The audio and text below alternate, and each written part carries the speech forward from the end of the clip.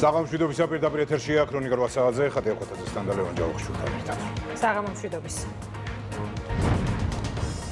ოპოზიციის ანტისახელმწიფოებრივი ინტერესი პარლამენტის თავმჯდომარე პარტია ქართული ოცნების პოლიტიკური მდივანი, ეგრეთ წოდებულ ალიანს სამხელს. ყველა მინუს ნაციონალური მოძრაობა რჩება თუ არა სააკაშვილის პარტია ოპოზიციურ გაერთიანებაში და ვინ იტყუება ალიანსში დაპირისპირება და ურთიერთშეურაცხყოფა ოპოზიციაში გრძელდება. სასამართლო დარბაზიდან გათავისუფლებულები და 4 ოქტომბრის საქმეზე დაკავებული კიდევ 14 ბრალდებული, რომლებმაც დანაშაული აღიარეს. მასშტაბური სპეცოპერაცია და 19 დაპატიმრებული ნარკოდანაშაულთან ბრძოლა შინაგან საქმეთა სამინისტროს პრიორიტეტად რჩება. უსაფრთხო და კომფორტული გარემო 44 ოჯახისთვის დედაქალაქის მერმა დევნილებს და სოციალურად დაუცველებს ახალი საცხოვრებელი ბინების გასაღებები გადასცა. 2 დღეწლის ყველაზე მასშტაბურ მუსიკალურ შოუმდე 12 ივნისს დინამო არენაზე ქართველი მსმენელის წინაშე კანიე ვესტი წარდგება.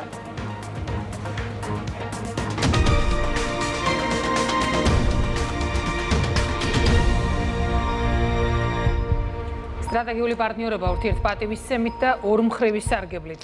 საქართველოს მთავრობის მეთაური ჩინეთთან კავშირის ეფექტს აფასებს და ურთიერთობის ახალ ყოვლის მომცველ ეტაპს განმარტავს. პრემიერისთვის ეს ურთიერთობა ღირსეული და თანასწორუფლებიანი პარტნიორობის ნიმუშია, რასაც თბილისი ვაშინგტონისგანაც ისურვებდა. სოფო ბერიძია პირდაპირ ეთერში. ჩინეთსა და საქართველოს შორის სტრატეგიული პარტნიორობის 3 წელი ზუსტად და გასაგებად ამბობს, რას ნიშნავს ქვეყნებს შორის რეალური სტრატეგიული პარტნიორობა. 2023 წლის ბოლოს საქართველოს და ჩინეთს შორის პირველად გაიცვალა საერთაშორისო სატვირთო გადაზიდვების ნებართვები, რამაც ხელი შეუწყო ორ ქვეყანას შორის საავტომობილო მიმოსვლის განვითარებას. 2024 წელს საქართველოს და ჩინეთის მთავრობებს შორის ხელი მოეწერა მემორანდუმს ჩინეთ-ევროპის სარკინიგზო ექსპრესისთვის ტრანსკასპიური საერთაშორისო სატრანსპორტო მარშრუტის განვითარების შესახებ. ამ და სხვა ნაბიჯების შედეგად კი 2025 წელს ჩინეთიდან და ჩინეთში შუა დერეფნით გადაზიდული კონტეინერების რაოდენობამ ისტორიულ მაქსიმუმს მიაღწია. სტრატეგიული პარტნიორობის შეთანხმების გაფორმების შემდეგ 2023-24 წლებში ამოქმედდა ორმხრივი უვიზო მიმოსვლის რეჟიმი. დღეს საქართველოს ბაზარზე უკვე 3 ჩინური ავიაკომპანია ოპერირებს და უვიზო რეჟიმის ამოქმედებამ დამატებითი ბიძგი მისცა პირდაპირი ფრენების დამატებას. 2024 წელს საქართველოში ჩინელი ვიზიტორების რაოდენობა 83%-ით, 2025 წელს 44%-ით, ხოლო მიმდინარე წლის პირველ კვარტალში უკვე 49%-ით გაიზარდა. წინ ყოვლის მომცველი სტრატეგიული პარტნიორობის გზა. სრულიად თვალნათელია, რომ ეს არ არის სტრატეგიული პარტნიორობა ქაღალდზე, არამედ ის აისახება სრულიად კონკრეტულ სარგებლოში ორივე ქვეყნისთვის. ჩინეთსა და საქართველოს შორის დღეს არსებული სტრატეგიული პარტნიორობა სამაგალითო თანამშრომლობის ნიმუშია, რომელიც ოფიციალური სტატისტიკით ორ ქვეყანას შორის გაფორმებული საერთაშორისო შეთანხმებებითა და სამომავლო პროექტებით დასტურდება. თბილისი და პეკინი ყოვლის მომცველი სტრატეგიული პარტნიორობის ხელშეკრულებით ურთიერთობების გაღრმავების ახალ ეტაპზე გადადიან. პრემიერი დარწმუნებულია, რომ ახალი შეთანხმება ორივე ქვეყანას დამატებით სარგებელს მოუტანს. ირაკლი კობახიძე ამბობს, რომ სარგებელი იქნება პოლიტიკურიც და ეკონომიკურიც. სწორედ ასეთი უნდა იყოს სამაგალითო სტრატეგიული პარტნიორობა ორ ქვეყანას შორის, რომელიც ურთიერთპატივისცემას, სამართლიანობასა და ღირსებას ეფუძნება. მიუხედავად იმისა, რომ ჩინეთის სახალხო რესპუბლიკა არის უდიდესი მასშტაბის სუპერსახელმწიფო, ჩინეთის ხელისუფლებამ ჩვენთან თანამშრომლობა განავითარა უმუქდეს დროში და მაქსიმალური ეფექტიანობით. საქართველო განსაკუთრებულ მნიშვნელობას ანიჭებს თანამშრომლობის შემდგომ გაღრმავებას ჩინეთის სახალხო რესპუბლიკასთან, რომელიც გასული 50 წლის გამოცდილების გათვალისწინებით არის ერთადერთი მშვიდობიანი სუპერსახელმწიფო. აქვე ვისარგებლებს შემთხვევით და ჩინეთის ხელისუფლებას მალობას გადაუხდის საქართველოს სუვერენიტეტისა და ტერიტორიული მთლიანობის ურყევი მხარდაჭერისთვის. 20 ტრილიონიანი ეკონომიკის მქონე ქვეყანა საქართველოს მიმართ თანასწორ დამოკიდებულებას ავლენს. ამ მიდგომის გამო თბილისი პეკინის მადლიერია. მთავრობის მეთაურს იმედი აქვს, რომ საქართველოს და ჩინეთს შორის დღეს არსებული ურთიერთობა შეერთებული შტატებისთვის მაგალითი იქნება და ქვეყნები რეალური სტრატეგიული პარტნიორობის ნიშნულს დაუბრუნდებიან. თანაც მაშინ, როცა პეკინთან ურთიერთობების გაღრმავება ვაშინგტონის პრიორიტეტებს შორის არის. ამერიკის შეერთებული შტატები, მისი ადმინისტრაცია, სახელმწიფო დეპარტამენტი მაქსიმუმს აკეთებს ამერიკულ-ჩინური ურთიერთობების გაღრმავებისთვის. ასეთ პირობებში, რა თქმა უნდა, ამერიკულ ხელისუფლებას ვერ ექნება ვერავითარი ობიექტური კრიტიკული შენიშვნა იმასთან დაკავშირებით, რომ საქართველო ასევე ცდილობს ურთიერთობების მაქსიმალურად გაღრმავებას ჩინეთთან. იმედი მაქვს, რომ რაზეც დღეს საუბრობდი, ამას მაგალითად აიღებს ამერიკული ადმინისტრაციაც. ამ სტრატეგიულ პარტნიორობას უნდა კონდეს თავისი შინაარსი, უნდა კონდეს თავისი ორმხრივი სარგებელი, თავისი გზამკვლევი, როგორც მუშაობ ჩინეთთან, იმედი გვაქვს, რომ ასე ვიმუშავებთ მომავალში ამერიკულ ადმინისტრაციასთან.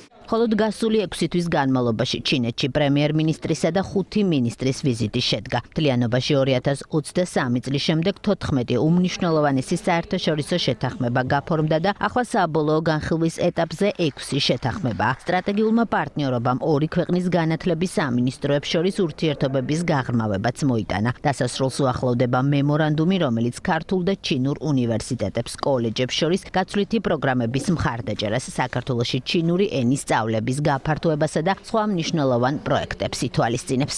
ჩვენ ვართ ორიენტირებული, რომ ინტენსიურად გქონდეს საერთაშორისო ახალგაზრდული ბანაკები, უმაღლესი სასწავლებლების თანამშრომლობის ხელშეწყობით მოხდეს ერთობლივი პროგრამების განხორციელება და ორმაგი დიპლომების გაცემა. სარკინიგზო მიმართულებით პროფესიული სასწავლებლები უკვე თანამშრომლობენ ჩინეთისა და საქართველოსი და თბილისში კეთდება ჰაბი, რომელიც მთელ ამიერკავკასიის მიმართულებას მოემსახურება. საქართველოსა და ჩინეთს შორის სტრატეგიული პარტნიორობა 3 წლის წინ გაფორმდა. მას შემდეგ ყოველწლიურად იზრდება ქვეყნებს შორის სავაჭრო ურთიერთობები. უფრო ზუსტად 2024 წელს საქართველოს და ჩინეთს შორის სავაჭრო ბრუნვა 17%-ით, 2025 წელს 21%-ით, ხოლო 2026 წლის იანვარ-აპრილში 45%-ით გაიზარდა. მდინარე წელს უნდა აღინიშნოს, რომ სავაჭრო ბრუნვის მიხედვით ჩინეთი იკავებს მესამე ადგილს საქართველოს უმსხვილეს სავაჭრო პარტნიორებს შორის და ასევე უნდა აღინიშნოს, რომ შესაბამისი წარმოების ექსპორტის ბაზრის მიხედვით 2024-25 წლებში ჩინეთი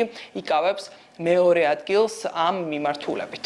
გასულ თვეს ჩინეთში ბოლო 20 წლის განმავლობაში საქართველოს პარლამენტის თავმჯდომარის პირველი ოფიციალური ვიზიტით შედგა. შალვა პაპუაშვილი პეკინში მისმა ჩინელმა კოლეგამ მიიწვია. მსოფლიოს მეორე ეკონომიკის ღიაობა ქართველი მეწარმეებისთვის ჩინურ ბაზარს კიდევ უფრო ხელმისაწვდომს ხდის, რაც საქართველოს ეკონომიკის განვითარებაზე დადებით გავლენას ახდენს.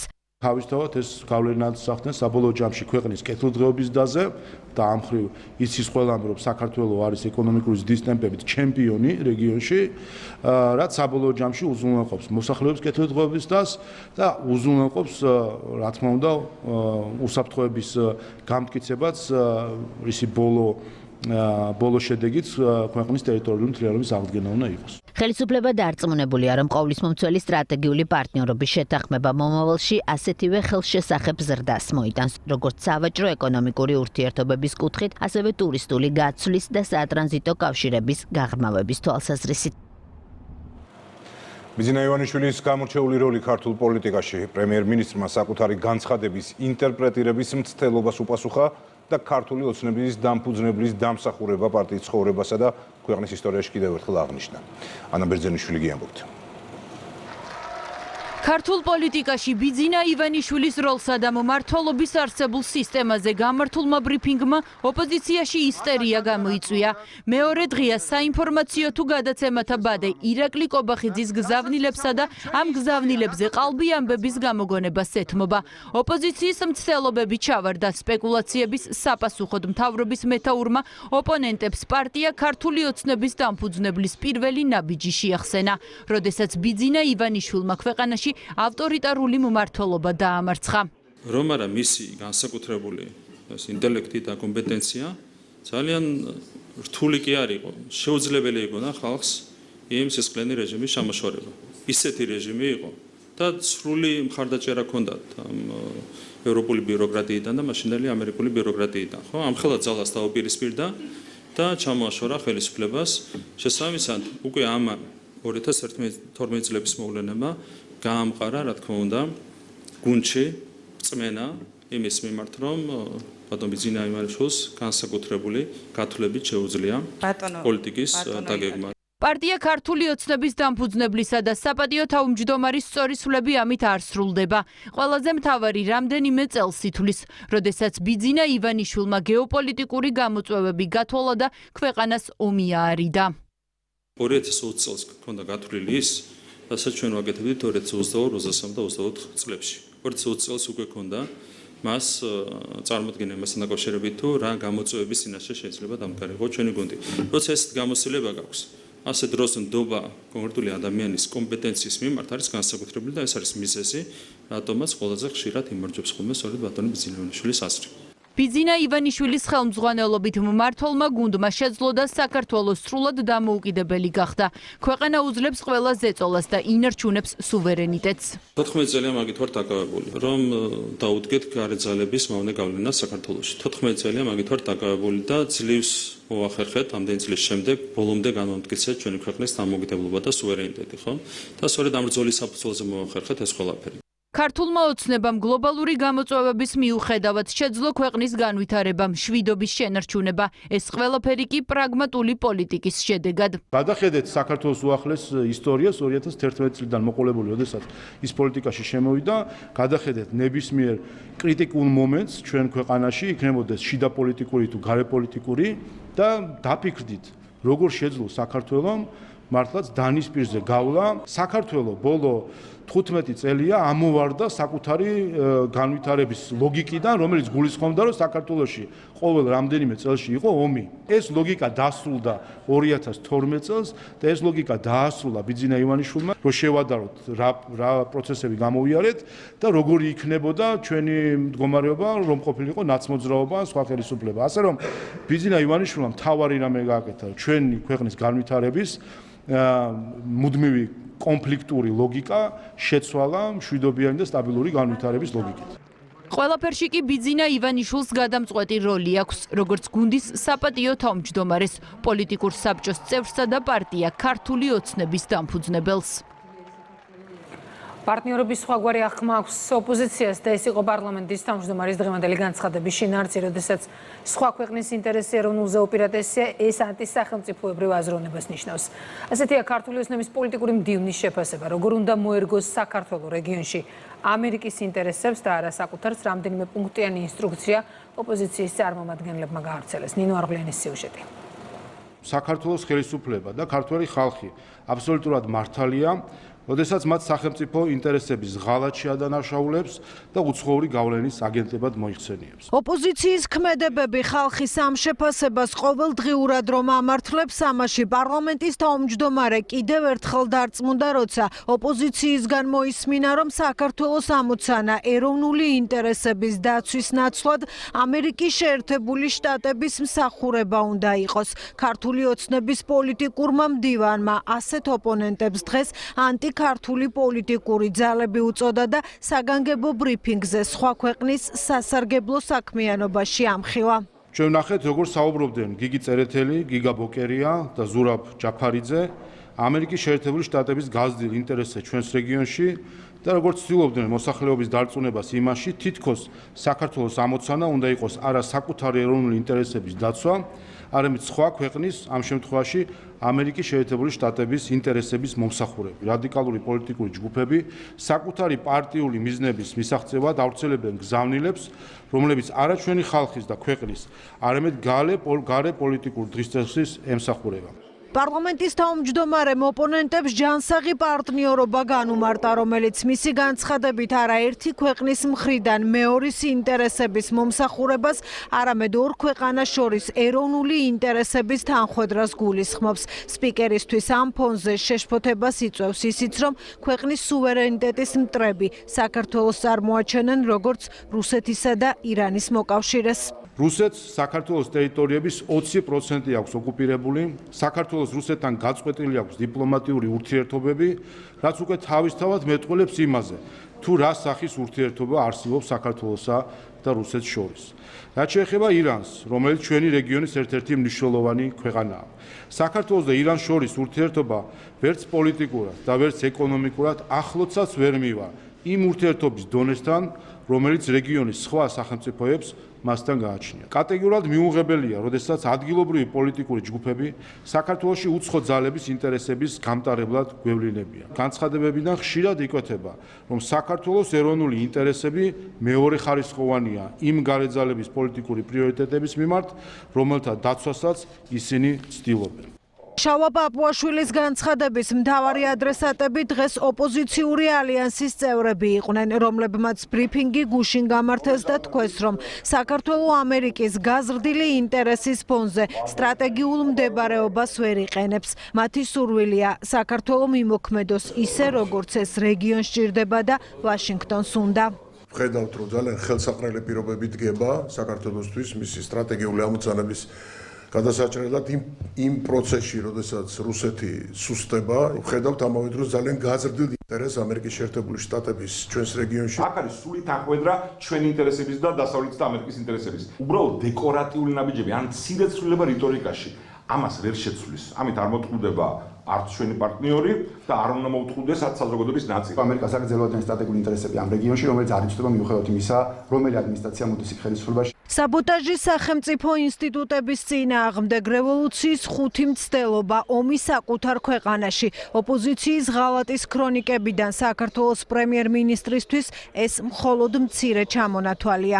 ეს იყო ომში ჩართვა, ეს იყო მებრძოლი მოხალისეების გაგზავნა, ეს იყო სანქციების დაწესება და მე რაღაცნაირად ემთხვეოდა ხოლმე, რომ ოპოზიციის ქმედებებიც პირდაპირ, ასე ვთქვათ, აგრძელებდა იმ მოთხოვნებს, რომლებსაც ჩვენ ვიღებდით ახლო კარს მიღმათო საჯაროდ. ხო, სრული თანხმედრა იყო, სრული კოორდინაცია იყო შესაბამის არაკეთილმოსურნე გარეთ ძალებსა და ადგილობრივ ოპოზიციას შორის. ოპოზიციამ რომ ყველა კრიტიკულ მომენტში ქვეყანას ზურგი აქცია, ამის ბევრი მტკიცებულება აქვს საკანონმდებლო ხელისუფლებასაც. მთელი თავიანთ საქმიანობის პერიოდში ისინი დემონსტრირებას უკეთებენ, როგორ არიან მზად საკუთარი ქვეყნის ინტერესი დათმონ სხვა ქვეყნის ინტერესების სასარგებლოდ. ამის საპირწონე ჩვენი პოლიტიკა არის, რომ ჩვენს პარტნიორებთან ერთად გვქონდეს ისეთი პოლიტიკა, რომელიც ორივე ქვეყნის ინტერესს დაახლოვებს. ეს კეთდება იმისთვის, რომ ამერიკის ადმინისტრაციასთან თავი მოიწონონ და დაანახონ, რომ აი ჩვენ ვართ თქვენი მთავარი დასაყრდენი და ეს ხელისუფლება ცუდია, ეს ერთი და ეს არის ასევე მონური ფსიქოლოგიის გამოვლინება და მეორე ცდილობენ რომ ამით ზიანი მიაყენონ ქართული ოცნების ხელისუფლებას, თუმცა ამით რეალურად ისინი ზიანს აყენებენ საქართველოს ეროვნულ ინტერესებს. თუ ოპოზიციისთვის საქართველო არსებობს იმისთვის, რომ სხვა სახელმწიფოების გეგმებს მოერგოს, მართველი პარტიისთვის საქართველო არის დამოუკიდებელი და სუვერენული სახელმწიფო, სადაც მომავლის განსაზღვრის უფლება მხოლოდ ქართველ ხალხს აქვს. ხელისუფლება დარწმუნებულია, რომ თუ ბრიუსელი ვიზა ლიბერალიზაციას პოლიტიკური ინტერესის გარეშე განიხილავს, საქართველოსთან პრეტენზია არ უნდა ჰქონდეს. უვიზო მიმოსვლის შანტაჟის იარაღად ქცევა კი მართველი გუნდისთვის მიუღებელია. წინ ევროკომისიასთან ტექნიკური შეხვედრაა. ანუკი ჩხიგვაძე გვერდება. ევროკომისიის მიგრაციისა და საშინაო საქმეთა გენერალური დირექტორის მიწვევით ხვალ ბრიუსელში ქართულ მხარესა და ევროკომისიის წარმომადგენლებს შორის პირველი შეხვედრა გაიმართება. შეხვედრა მხოლოდ ტექნიკური ხასიათის იქნება, თემა ქართული დიპლომატიური და სამსახურეობრივი პასპორტებისთვის გაუქმებული უვიზო რეჟიმია. ქართული წარმომადგენლობა ბრიუსელში კონკრეტული მტკიცებულებებით ჩადის. ჩვენ 2024 წლის 28 ნოემბერს რეალურად ევროკავშირს გამოაცალეთ, ევროპულ ბიუროკრატიას უბრალოდ გამოაცალეთ შანტაჟის თითქმის ყველა ბერკეტი. ეხლა დარჩათ ერთ-ერთი ვიზა ლიბერალიზაცია. დამ შანტაჟის ერთადერთ ინსტრუმენტს პრემიერ-მინისტრის თქმით, ევროპელი ბიუროკრატები ჩვენი ქვეყნის წინააღმდეგ უკვე დიდი ხანია იყენებენ. ვიზა ლიბერალიზაციით ვაჭრობას, რომ შედეგი არ მოაქვს, ეს ქართველმა ხალხმა ბრიუსელს არაერთხელ უთხრა. სწორედ ამიტომ წელიწად ნახევრის შემდეგაც მთავრობის მეთაურის პოზიცია უცვლელია. სუვერენული საქართველო შანტაჟს არ ექვემდებარება. ცდილობენ რომ დააშანტაჟონ რაღაცნაირად ქართველი ხალხი. რა თქმა უნდა, ამას არავითარი ფასი არ აქვს. პირველ რიგში თავადაც ხვდებიან, მე მგონი ხვდებიან მაგ დონეზე ანალიზებენ პროცესებს, რომ ამ შანტაჟს ვერავითარი შედეგი ვერ ექნება. აქედან გამომდინარე, მე მგონია რომ ეს შანტაჟი აბსოლუტურად ფუჭად ჩაივლის. ვიზა ლიბერალიზაცია არა პოლიტიკური მდგენელით, არამედ იმ ვალდებულებებითა და ოფიციალური სტატისტიკით უნდა შეფასდეს, რომელსაც საქართველოს ზედმიწევნით მიჰყვება. ეს დღეს ოფიციალურ ბრიუსელს პარლამენტის თავმჯდომარემ კიდევ ერთხელ შეახსენა. შალვა პაპუაშვილი ევროკავშირის მხრიდან საერთაშორისო სამართლის დარღვევაზე მიუთითებს, რასაც ევროკავშირის მიერ შემოღებული დამატებითი წესებით ხსნის, რომელთაც ევრობიუროკრატია საქართველოზე პოლიტიკური წნეხისთვის იყენებს. ხან გვეუბნებიან, რომ რუსეთს დაუწესეთ სანქციები, ანუ თავი მოიკალით, გვეუბნებიან, თუ გინდათ უვიზო მიმოსვლა, თუ თავი დავიხოცეთ და დავინგრიეთ, ვიღამ უნდა იაროს უვიზოთ ევროკავშირში. ქვეყანას ვერ დავანგრებთ იმის გამო, რომ ბრუსელს უნდა ვიზა აქციოს დღეს პოლიტიკური იარაღად. ეს არის ტექნიკური ჯგუფი საქართველოსთან წარმოდგენილი, რომელიც გაივლის ამ საკითხებს. პოლიტიკური რაიმე პრეტენზიები თუ აქვს, ელაპარაკონ პოლიტიკოსებს ტექნიკურ დონეზე ეს საკითხები ვერ განიხილება და პოლიტიკურ კითხვებზე პოლიტიკური პასუხები გვაქვს. თქვენ საჯაროდ რასაც ითხოვენ, რომ სანქციები დაუწესოთ რუსებს, ითხოვენ, რომ ევროკავშირის კლავაც ჰქონდეს შესაძლებლობა, რომ ფარულად აფინანსოს რადიკალური პოლიტიკური ჯგუფები საქართველოში და ამის სანაცვლოდ გვთავაზობენ მარწყვის.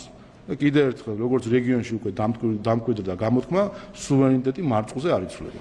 მაშინ როცა თავად ევროკომისიაშიც განმარტავენ, რომ ვიზა ლიბერალიზაციის საკითხზე საქართველოს წარმომადგენლობასთან დანიშნული შეხვედრა მხოლოდ ტექნიკური ხასიათის იქნება, არასაპარლამენტო ოპოზიციაში ამტკიცებენ, რომ განხილვა საქართველოსთვის უვიზო მიმოსვლის სრულად შეჩერების წინაპირობაა. საპარლამენტო ოპოზიციაში კი განსხვავებული მოლოდინები აქვთ. თუ შენარჩუნა სამწუხაროდ ეს რეჟიმი ოდესმე ეს საკითხის სამწუხაროდ დადგება, იმიტომ რომ ძალიან დიდი ხანია განიხილება ჩვენი ევროპელი პარტნიორების მიერ. თუ ხვალინდელი შეხვედრა იქნება მხოლოდ ტექნიკური ხასიათის, ჩვენ დარწმუნებული ვართ, რომ დადებით შედეგით დასრულდება საქართველოსი, რადგან ჩვენ ვასრულებთ და მომავალშიც აუცილებლად შევასრულებთ ის ვალდებულებებს, რაც ჩვენ გვაქვს. მაგრამ ის მოთხოვნები, რომელიც უკავშირდება გამჭვირვალობის კანონს, ოჯახური ღირებულებების შესახებ კანონმდებლობის გაუქმებას და სხვა მოთხოვნებს, უკვე პოლიტიკური მდგენელია. ოფიციალური თბილისი დიალოგის ფორმატით ევროკომისიის წარმომადგენლებს კონკრეტულ ფაქტებსა და არგუმენტებს წარუდგენს, თუ როგორ ასრულებს საქართველოს ვიზა ლიბერალიზაციით ნაკისრ ვალდებულებებს.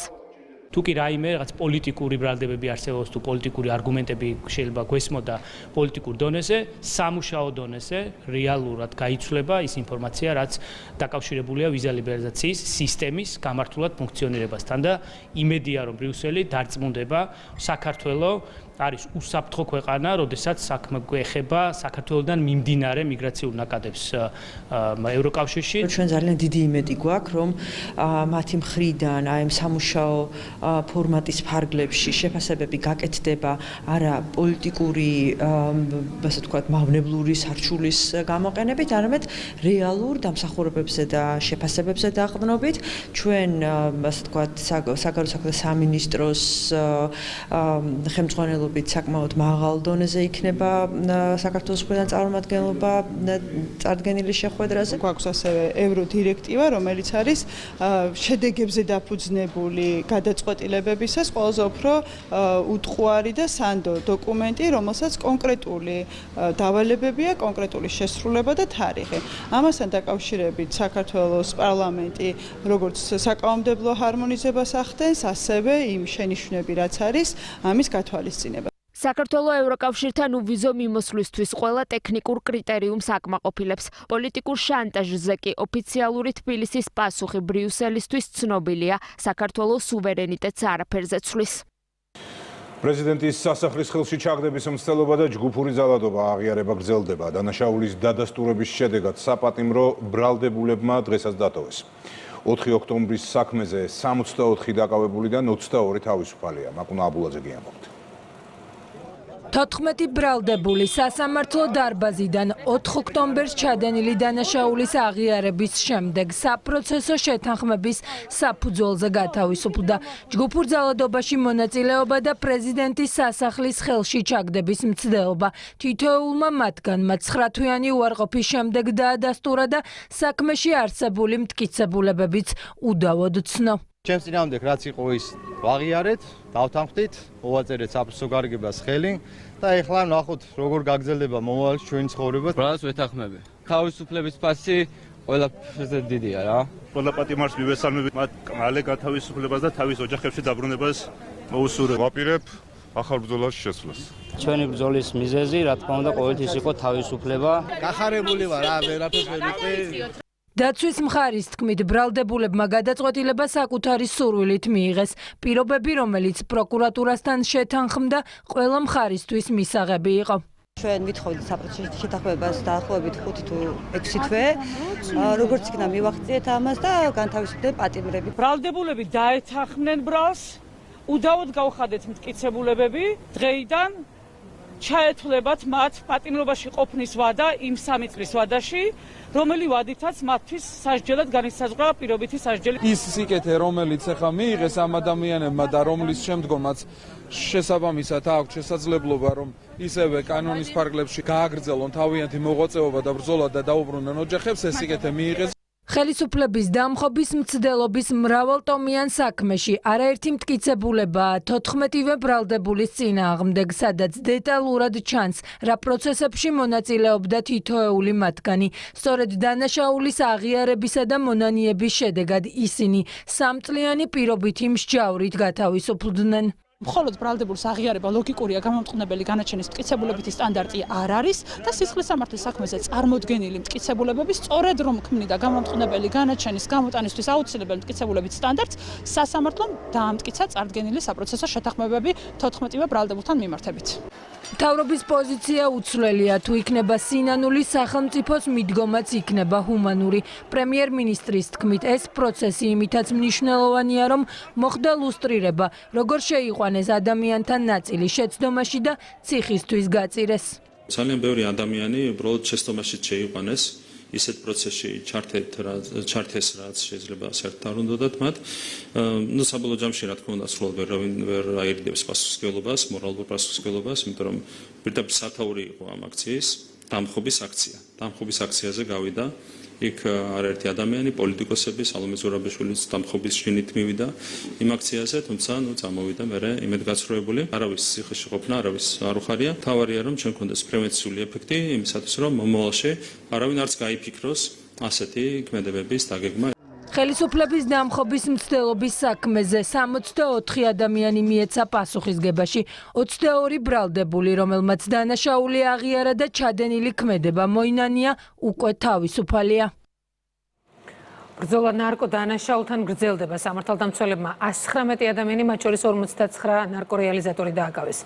სპეცოპერაცია ბოლო 48 საათის განმავლობაში დედაქალაქსა და რეგიონებში ჩატარდა. ბრალდებულთა შორის არიან როგორც საქართველოს, ისე უცხო ქვეყნის მოქალაქეები. გივი კუჭავას სიუჟეტი.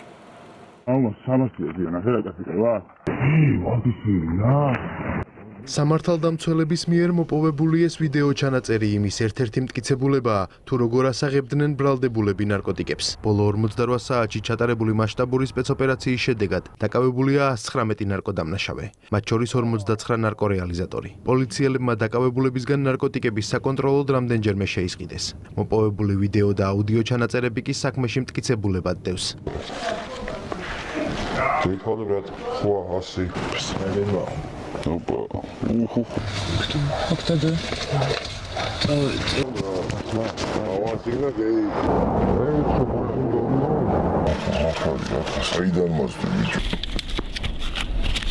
ბრალდებულები ნარკოტიკულ საშუალებებს როგორც ხელიდან ხელში გადაცემის, ასევე ეგრეთ წოდებული დადების მეთოდით ყიდნენ. დაკავებულები არიან როგორც საქართველოს, ისე უცხო ქვეყნის მოქალაქეები. მათი ჩხრეკისას ასევე მითითებული ადგილებიდან ამოღებულია გასაყიდად გამზადებული ნარკოტიკული და ფსიქოტროპული საშუალებები, მათ შორის ჰეროინი, კოკაინი, ალფა-პვპ, მეთადონი, მეფედრონი და ბუპრენორფინი. სამართალდამცველებმა ნარკოდანაშაულის ბრალდებით დაკავებული პირების პირადი, ავტომობილებისა და საცხოვრებელი სახლების ჩხრეკისას ასევე მათ მიერ მითითებული ადგილებიდან მიმტკიცებად ამოიღეს განსაკუთრებით დიდი ოდენობით სხვადასხვა სახის ნარკოტიკული საშუალება და ფსიქოტროპული ნივთიერებები. დაკავებული ნარკორეალიზატორები ნარკოტიკულ საშუალებებს მოქალაქეებზე სისტემატურად აღსაღებდნენ. შინაგან საქმეთა სამინისტროს საპოლიციო დანაყოფები მთელი ქვეყნის მასშტაბით უწყვეტ რეჟიმში განაგრძობენ ორგანიზებული დანაშაულის, მათ შორის ნარკოდანაშაულის წინააღმდეგ უკომპრომისო ბრძოლას. ბრალდებულების ნაწილი წარდგენილ ბრალს არ აღიარებს და დუმილის უფლებას იყენებს.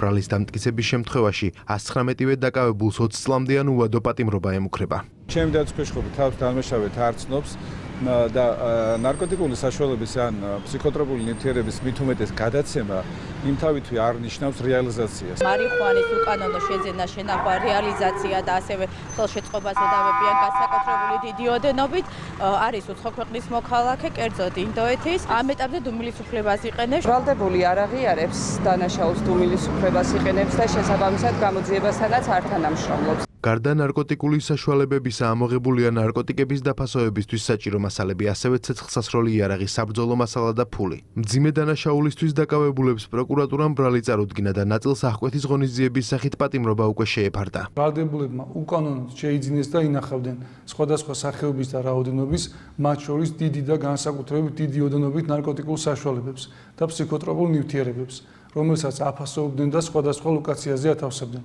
ბრალდებულების ნაწილი ნარკოტიკული საშუალებების რეალიზაციას ახორციელებდა. პროკურატურის შუამდგომლობის საფუძველზე ბრალდებულების ნაწილს აღკვეთის ღონისძიების სახით პატიმრობა უკვე შეეფარდათ, ხოლო ნაწილის მიმართ სასამართლო კანონით დადგენილ ვადაში იმსჯელებს. ნარკოდანაშაულის წინააღმდეგ ბრძოლა შინაგან საქმეთა სამინისტროს პრიორიტეტად რჩება. ნარკოდამნაშავეების გამოსავლენად სამინისტრო საპოლიციო ღონისძიებებს ყოველდღიურად ქვეყნის მასშტაბით ატარებს.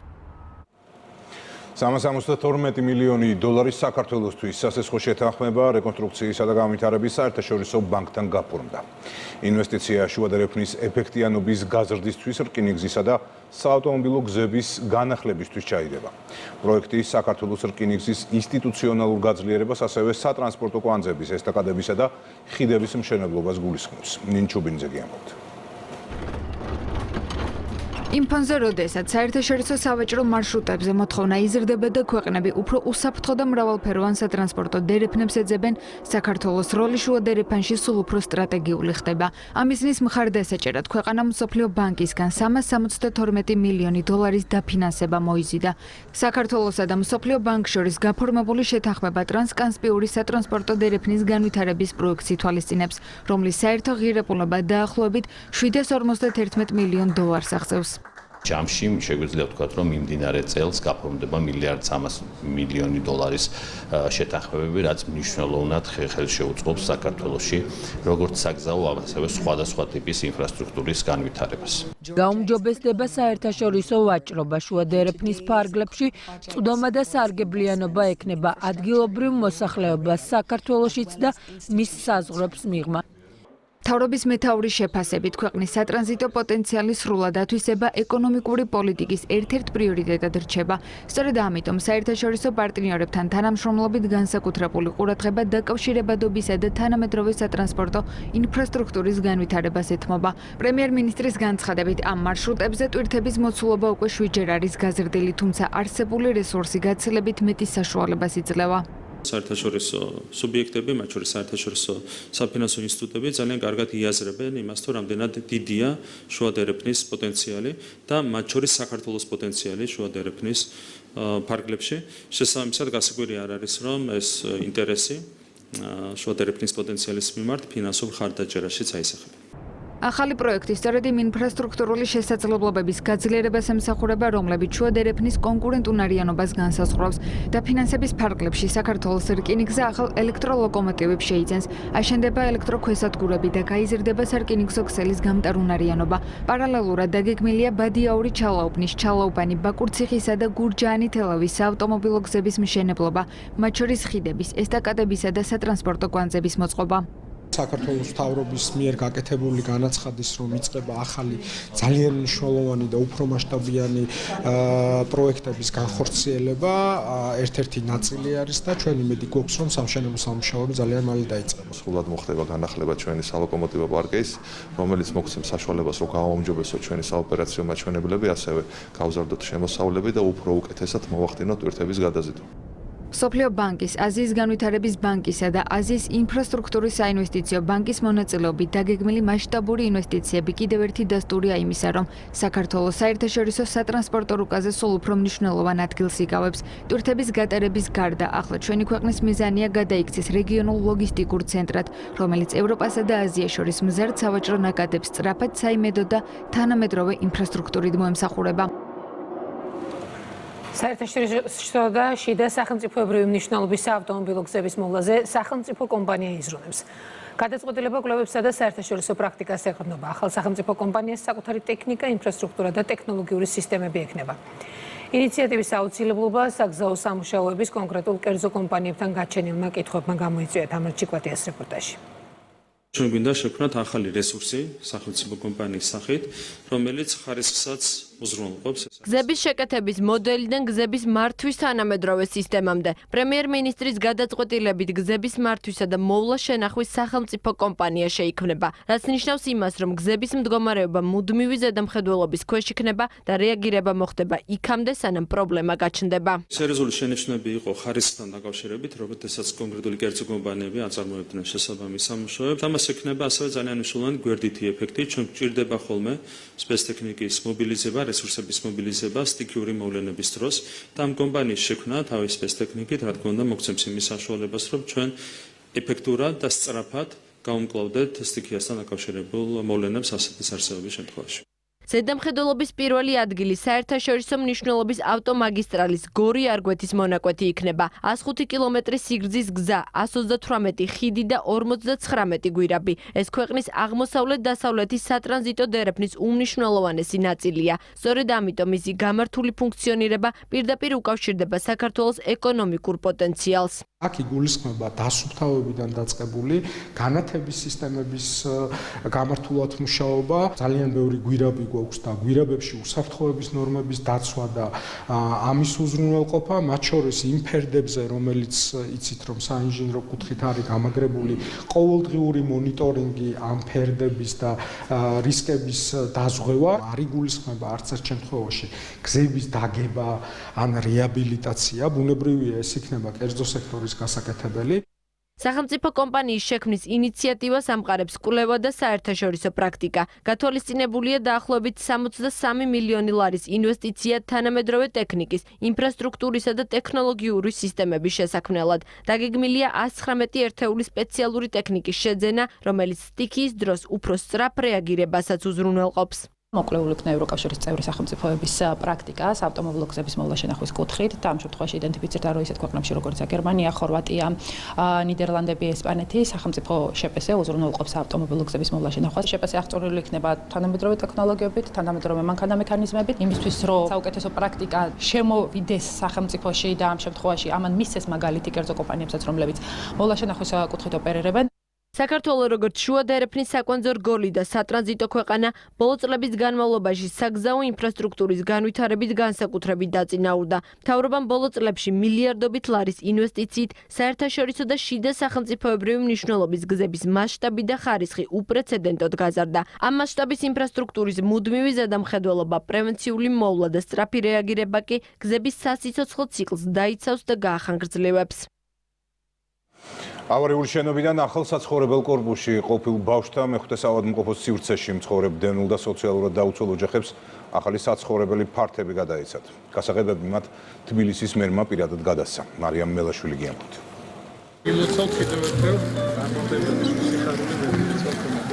კაპანაძის 4 ნომერში მოსახლეობა ცხოვრებას ახლა უკვე უსაფრთხო და კომფორტულ გარემოში იწყებს. ხათუნა წულაიას მსგავსად დღეს 44 ოჯახს ბინის გასაღები დედაქალაქის მერმა გადასცა. 8 ოჯახი დიდ დიღომში იცხოვრებს, 12 ოჯახს კი ფულადი კომპენსაცია ჩაერიცხა. როგორც თავად ამბობენ, მიეცათ შესაძლებლობა იცხოვრონ ღირსეულ საცხოვრებელ გარემოში. 2 წელია ეს რაც ჩვენთვის კეთდება ძალიან კარგ მოსაწონ მდგომარეობაში. რემონტის ფულიც მოგცეს. იმედი მაქვს, რომ ბევრად კომფორტული მომავალი გვექნება ახალ სახლში. არა ბავშვენებსაც და ბავშვენებსაც, რომ დაცულ გარემოში კომფორტულად ვიგრძნოთ თავი გამწვანებაში. ჩვენი მთავარი ამოცანა ადამიანი, მისი კეთილდღეობა. მე მინდა გადაუხადო ძალიან დიდი მადლობა ყველა იმ ადამიანს, რომელიც ჩართული იყო ამ მეტად მნიშვნელოვან საკითხებში. ბავშვთა ყოფილი მეხუთე საავადმყოფო, სადაც ეს ადამიანები ცხოვრობდნენ, ავარიულია და მათთვის იქ ცხოვრება უსაფრთხო არ იყო. სწორედ ეს გახდა მიზეზი იმისა, რომ დევნილი და სოციალურად დაუცველი ოჯახები ახალი საცხოვრებელი ბინებით დაკმაყოფილდნენ. ახალ საცხოვრებელ სივრცეში კი გამწვანებული ეზოთი ბავშვებისთვის მოწყობილი გასართობი ზონებითა და ინფრასტრუქტურით იქნება სრულფასოვანი საცხოვრებელი სივრცე. რთულ პირობებში უწევდათ ამ ადამიანებს ცხოვრება, ძველი სამარცე და ვერიან ფაქტიურად გარდა იმისა, რომ საცხოვრებელი ფართებით დააკმაყოფილა ეს მოქალაქეები, ასევე რემონტშიც მიიღო მონაწილეობა. ადამიანების საცხოვრებელი პირობების გაუმჯობესება სახელმწიფოს ერთ-ერთი მთავარი საზრუნავია. სწორედ ამიტომ დედაქალაქის მერიას აქვს მსგავსი სხვადასხვა პროექტი. იმისთვის, რათა მომავალში კიდევ უფრო მეტმა ოჯახმა შეძლოს უსაფრთხო გარემოში ცხოვრება. მუნიციპალიტეტმა წარადგინა კონკრეტული პროგრამა, კონკრეტული ხედვა თუ როგორ უნდა მოხდეს წლების განმავლობაში აღნიშნული გამოწვევის მოგვარება. ყველაზე დიდი წარმატება, როდესაც კონკრეტული ადამიანი, კონკრეტული ოჯახები გრძნობს, რომ მისი ცხოვრება უკეთესობისკენ შეიცვალა. წელს ავარიული სახლის ნაცვლად ახალი საცხოვრებელი ფართი 100-ზე მეტმა ოჯახმა მიიღო. 4 პროექტი კი ახლა მიმდინარეობს, რომლის დასრულების შემდეგაც 154 ოჯახი საცხოვრებლით დაკმაყოფილდება. სატრანსპორტო მაკრო მოდელი თბილისისთვის დედაქალაქის ურბანული დაგეგმარება მთლიანად შეიცვლება. საგზაო მოძრაობის კუთხით არსებული ნებისმიერი იდეა ვირტუალურად გამოიცდება და სამუშაოები მხოლოდ ამის შემდეგ დაიწყება. მაკოლ ორთქიფანიძე კი ამბობთ. რეალურ დროსა და სივრცეში ტრანსპორტის მარშრუტებს, მოქალაქეთა ნაკადსა და ქუჩებზე არსებულ მდგომარეობას სატრანსპორტო მაკროსტრატეგიული მოდელით დააკვირდებიან. ციფრული სივრცე, რომელიც საგზაო და მობილობის სისტემის ანალოგია, ურბანული დაგეგმარების მიდგომას ფაქტობრივად ცვლის, რაც იმას ნიშნავს, რომ ამა თუ იმ პროექტის განხორციელებამდე იდეებს წინასწარ გამოცდიან. ამ სიახლით მთლიანად იცვლება ურბანული დაგეგმარების მიდგომა და ზუსტი მათემატიკური გათვლების გაკეთების საშუალება გვეძლება, სანამ კონკრეტული პროექტი დაიგეგმება, წინასწარ შეგვიძლია დიდ სურათში მასშტაბურად დავინახოთ, თუ როგორ იმოქმედებს ქალაქის ერთ ნაწილში განსახორციელებელი ცვლილება მთლიან სატრანსპორტო ქსელზე. ციფრული პროგრამა პროექტების შესრულების ეფექტიანობას უზრუნველყოფს. დედაქალაქში საგზაო სამუშაოები მას შემდეგ დაიგეგმება, რაც ვირტუალურად შეისწავლიან, რა გავლენა ექნება კონკრეტულ მონაკვეთში მიმდინარე პროექტს მიმდებარე ქუჩებსა თუ მთავარ სატრანსპორტო კვანძებზე. მანამდე ჩვენ მხოლოდ მიკრომოდელი გვქონდა ქალაქის. ახლა საშუალება გვექნება, რომ აღნიშნული დაიტესტოს მაკრომოდელში, ნახოთ თითოეული გადაწყვეტილებას იქნება ეს ერთეული ქუჩის გაცამხრივება თუ დიდი გამზირის რეაბილიტაცია თუ რაღაც ახალი კავშირის, საგზაო კავშირის შექმნა, რა ეფექტს მოახდენს მთლიან ქალაქზე და არა მხოლოდ პატარა მასშტაბში უბანზე. პროგრამა ერთგვარი სახელმძღვანელო იქნება ტრანსპორტისა და ურბანული განვითარების სააგენტოსთვის. სატრანსპორტო პოლიტიკის ფარგლებში დედაქალაქში დაგეგმილი სამუშაოები სწორედ ახალ მოდელზე დაყრდნობით შესრულდება. ამ პროგრამაში არის აკუმულირებული სატრანსპორტო ნაკადები, ნებისმიერი კავშირი ძირითადად გამოიყენება ნებისმიერი საინჟინრო ჰიპოთეზის დატესტვისთვის, რომელიც იქნება წარმოდგენილი. ეს პროგრამა არის წამყვანი პროგრამა პიტივევის სუმი, რომელიც არის გერმანული პროგრამა და გამოიყენება ევროპის წამყვან დედაქალაქებსა და თუ სხვა ქალაქებში. თბილისის სატრანსპორტო მაკრომოდელი უცხოელ პარტნიორებთან თანამშრომლობით შემუშავდა. სისტემა დროის მცირე მონაკვეთში შეაგროვებს ყველა საჭირო ინფორმაციას. სტრატეგიული მოდელი ეს იქნება დამხმარე მექანიზმი ურბანული განვითარების პროცესში სწორი გადაწყვეტილებების მისაღებად. საქართველოს სურსათის ეროვნული სააგენტოს ვეტერინარებმა საველე სწავლება გაიარეს. მიზანი ბიოუსაფრთხოების წესების დაცვის ამაღლება იყო. საველე სწავლებამდე კი საერთაშორისო პარტნიორებთან ერთად საგანგებო ვითარებისას კოორდინირებული რეაგირების გზები განეხილეს. ნანუკა თინიკაშვილი კი ამბობთ. ჩვენ ვიღებთ სისხლს ცხოველიდან, რომელიც მოგცემს საშუალებას, რომ გავტესტოთ ლაბორატორიულად და გავიგოთ არის თუ არა მასში ვირუსის ანტისხეულები. ცხოველისგან აღებული სისხლის ნიმუშის ლაბორატორიული კვლევა ტრანსსასაზღვრო რეგიონული სიმულაციური სწავლების ერთ-ერთი მნიშვნელოვანი ეტაპია. სწავლებისას ცხოველების კლინიკურ დათვალიერებასა და ეპიდემიოლოგიურ მოკვლევასთან ერთად განსაკუთრებული ყურადღება დაეთმო ბიოუსაფრთხოების წესების დაცვას. მონაწილეებს გავუზიარეთ გამოცდილება სათანადო ბიოუსაფრთხოების ცხოველთა სწორად შემოწმებისა და ნიმუშების სათანადო დაღების მიმართულებით. ასევე სწავლება მოიცავდა იმას, თუ როგორ უნდა მოხდეს ფერმების გამოკითხვა დაავადებათა შესაძლო გავრცელების შესახებ. ამ სავარჯიშოში მონაწილეობდნენ არა მხოლოდ ქართველი მონაწილეები, არამედ სომხეთიდან და თურქეთიდანაც. ასეთი დაავადებები მარტივად ვრცელდება საზღვრებს მიღმა და ქვეყნებმა უნდა შეძლონ თანამშრომლობა დაავადებათა კონტროლის მიზნით. თურქული წყვილჩლიქიანი ცხოველების ვირუსული ჰაერწვეთოვანი ინფექციური დაავადება. დადასტურების შემთხვევაში შესაძლოა მთელი ჯგუფი დაინფიცირდეს, რაც მეცხოველეობის სექტორს ეკონომიკურად მკვეთრად დააზარალებს. სიმულაციური სავარჯიშო საქართველოში ხშირად ტარდება, საქართველოს როგორც რეგიონული ჰაბი ხშირად მასპინძლობს მსგავსი ტიპის სწავლებებს. სიმულაციური სავარჯიშოს შემდგომ ჩვენ მოვახდენთ გაანალიზებას იმ შედეგების, თუ როგორ მოვახდენთ ამ ღონისძიებების განხორციელება და ექსპერტული შეფასებით შევძლებთ რეკომენდაციების მიღება საჭიროების შემთხვევაში ან შევინარჩუნებთ იმ პროტოკოლს, რომელიც არის. საველეს სწავლებამდე სურსათის ეროვნული სააგენტოს ვეტერინარებმა მოსაზღვრე ქვეყნების ვეტერინარული სამსახურისა და საერთაშორისო ორგანიზაციის წარმომადგენლებთან ერთად საგანგებო სიტუაციების დროს ქვეყანაში მოქმედი პროტოკოლების ეფექტიანობა და ქვეყნებს შორის კოორდინირებული რეაგირების გზები განიხილეს. სიმულაციური სავარჯიშო დაეხმარება რეგიონში შემავალ ქვეყნებს მოამზადონ თავიანთი გეგმები იმ შემთხვევაში თუ დაავადების დაფიქსირება მოხდება რეგიონში და შესაბამისად უფრო ეფექტიანად მართონ ეპიდაფეთქება. სურსათის ეროვნული სააგენტო მსხვილფეხა და წვრილფეხა პირუტყვის უფასო ვაქცინაციას წელიწადში 2-ჯერ ატარებს. დაავადების გავრცელების რისკის შესამცირებლად შინაურ ცხოველთა გადაადგილება და ჯანმრთელობის მდგომარეობა მკაცრად კონტროლდება.